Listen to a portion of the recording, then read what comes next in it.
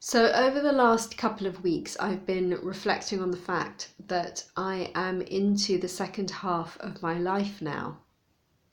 I turn 46 at the end of this year, and actually thinking about time and the passage of time and the approach of mortality is something that's been with me for quite a few years actually, and it's been a very important part of my spiritual quest, because it is that awareness of the passage of time has been a constant fuel for my spiritual quest and for this deep burning desire to understand life, to understand what it's really about, to understand what it is to be human, what is the purpose of all of this. And I mean, that I think has been with me for all of my life. But I would say that over the last maybe 10 to 15 years or so, it's really been growing, and the intensity of that desire has been growing. And the awareness of the passage of time has been a really important fuel for that process. So I've started to share this Shape of Stillness series at this point in time because I feel ripe now to share my spiritual journey and to share some of the discoveries that I've made and to continue to share as I continue to discover. So the question arose, why now? Why am I starting to share now? And I think it's because I do feel ripe. I feel that over the last 3 to 4 years, maybe, I've had this sense of completing a level of spiritual apprenticeship. And that doesn't mean that I feel like my journey is complete, because obviously it is not. But I do feel like I have reached a certain place of completion of apprenticeship, so that there is a sense of ripening in the tradition. Having steeped myself in the yogic tradition, there is a sense of ripening and a sense of now is the time, now it feels appropriate to share. I do think that over looking across different, whether it's social media or books that are written, different ways in which many people share, I certainly think it's possible to share too early, to share before you're ripe, and then actually what you are offering is unripe. And when people consume something that's unripe, they're going to get indigestion. So that's something that I've been very cautious of, and so I've waited until it feels appropriate. I also think it's really important to have more female spiritual teachers present and sharing vocally and unapologetically, because there have always been spiritual teachers who are female, but the male spiritual teachers seem to have been more vocal and have gotten more coverage and more publicity, probably for various reasons. Definitely part of it is about patriarchy and the fact that male voices historically have been valued more. And that is a real problem, because ultimately on the spiritual journey, gender is completely irrelevant. It is completely irrelevant. However, when the majority of teachers are male, that does create a problem, because inevitably, however much someone has reached different stages of enlightenment, when they start to speak about it, they are going to be limited by their socialized identity. It is inevitable. And this is something that I've looked at really carefully and with a very, in a very circumspect way, but it is inevitable. So even when we're talking about teachers like Yogananda, if you read his work or listen to him, his gender bias does come in. It's inevitable. So the only way to address that is to make sure that we have more female spiritual teachers sharing their journey, sharing their experiences, and teaching with authority. So at this point, being aware of the passage of time, I feel like I want to use the rest of the time that's available to me in this body to use my time and energy and skills in a way that does benefit others around me. So what I wanted to look at here was to answer 3 questions that I think come up on the spiritual journey when you are on a focused spiritual quest. There are many questions that are commonly shared by spiritual practitioners, so I wanted to look at 3 in particular here. The first is, how do you choose a spiritual practice? There are so many practices available to us. And I think one of the blessings of living in the time that we do, of course, is that we have more available to us, more that there is such variety that is readily available to us. So how do you choose a practice that is right for you? How do you choose a spiritual practice? Well, I think the key is to make sure that it is something that is right for you individually. Because one thing that I know for sure is that spiritual practice is absolutely individual. There definitely is not one size that fits all. So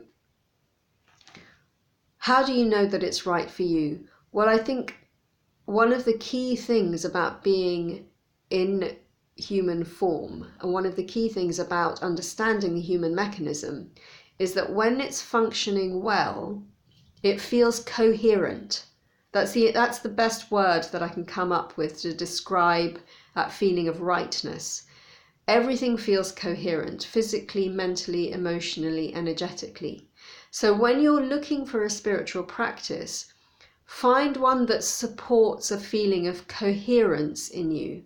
Find one that encourages a feeling of coherence, that allows you to move into that sense of coherence. And I think that that is a good guideline. That's a good sort of compass to use when you are looking for a spiritual practice. The other thing to say is that I don't think that you're going to find one practice that is right for you for the whole of your life. I really do think that more and more you're going to find that a particular practice is right for you for a few years, and then maybe something else will come in.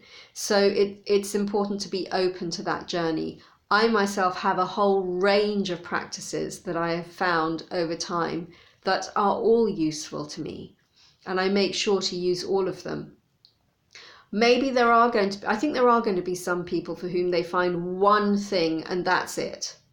But I suspect that for the majority of us, it's going to be a case of variety being the spice of spiritual life, and that it's really important to have that variety because we outgrow things. We do outgrow things, and then you need something new. The practice is only a tool. The practice is not the end. So it's not about becoming so clingy to a particular practice and being true to it, because this is not about blind faith. Spiritual practice is about reality. It's about real experience. So you need to update your practice as you move along and as you develop and grow. The second question that I wanted to look at is, how do you relate to your past? Because spiritual practice, particularly that intense, burning sense of quest, is all about moving into the future. It's all about new experience. It's all about developing your state of consciousness. And very often what happens as spiritual practitioners is that the past can feel like baggage. The past can feel like it weighs you down. You can even be ashamed of your past because of what you've been through. But I think this is where it's very important to honor your past as a spiritual practitioner, whatever that past has been, because your past has all been a series of steps that has been part of your journey. And I know that some people say, well, you can honor your past by saying you had to go through that to get where you are now. And actually, I don't believe that's true.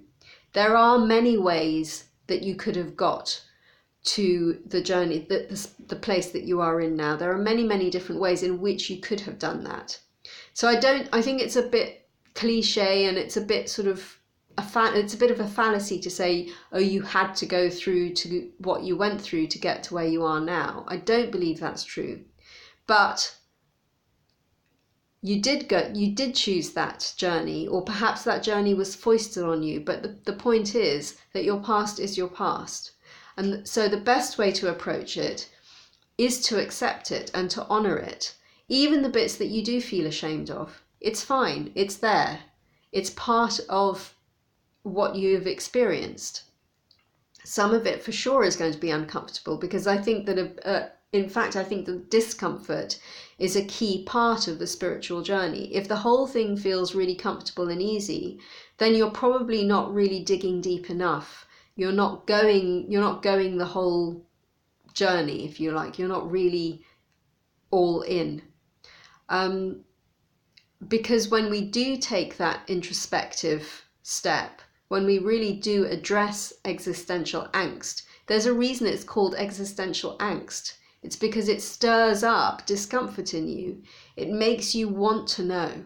It makes you want to search and to seek. So whether it's physical experiences, emotional experiences, life choices that you've made in the past that you feel uncomfortable with, it's all part of the tapestry. It is just the choice you made at that time.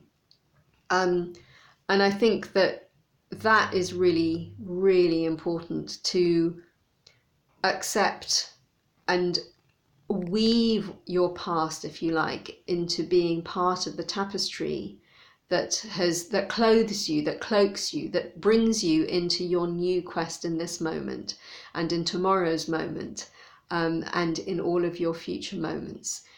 Personally, I have found that to be actually a really powerful and enabling approach to spiritual knowledge.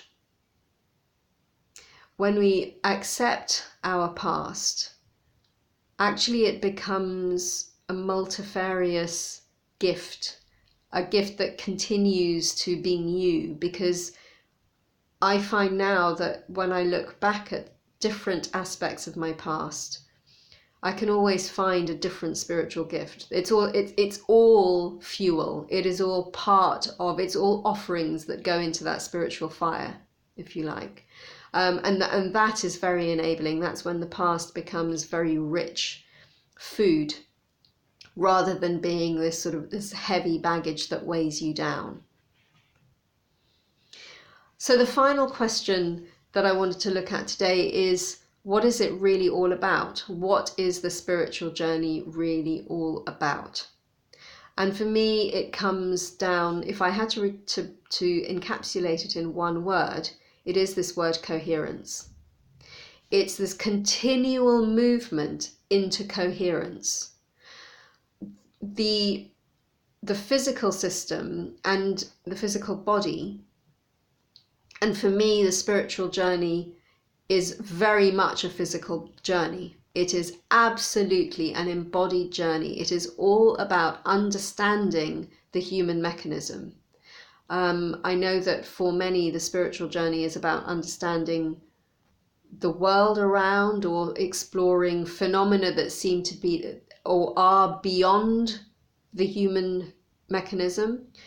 For me, the spiritual journey is all about understanding the human mechanism, this mini cosmos, this personal cosmos, the personal universe that is encapsulated in you as a human being. And that's very much a yogic perspective, that each individual human being is an entire universe, and a microcosm that encapsulates the whole macrocosm.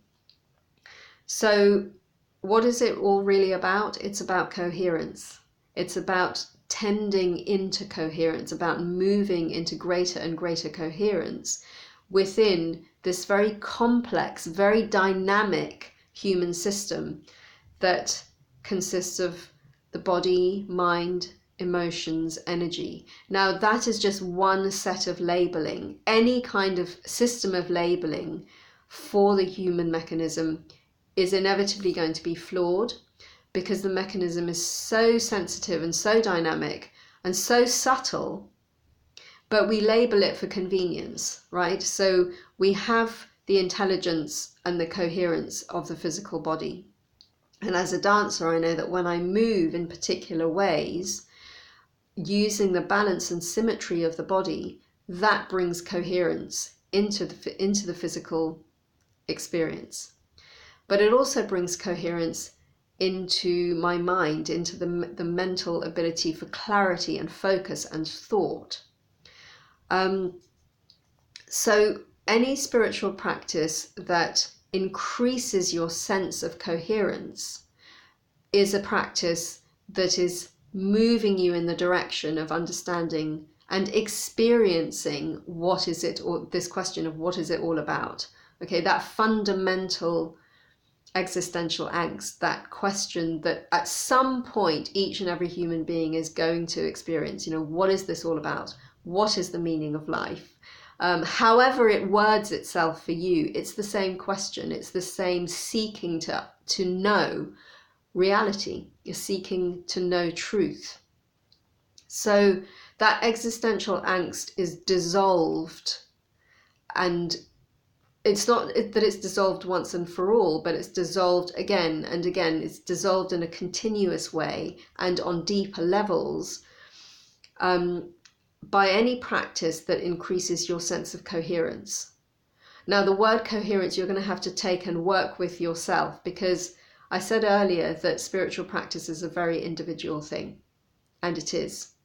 So what I'm sharing here is for you to take away and work with for yourself. The way that I experience coherence is going to be different to the way in which you experience it, because each mechanism, even though it has the same design, the human mechanism has the same design for each of us, the wonder and the joy of it is that it is also completely individual.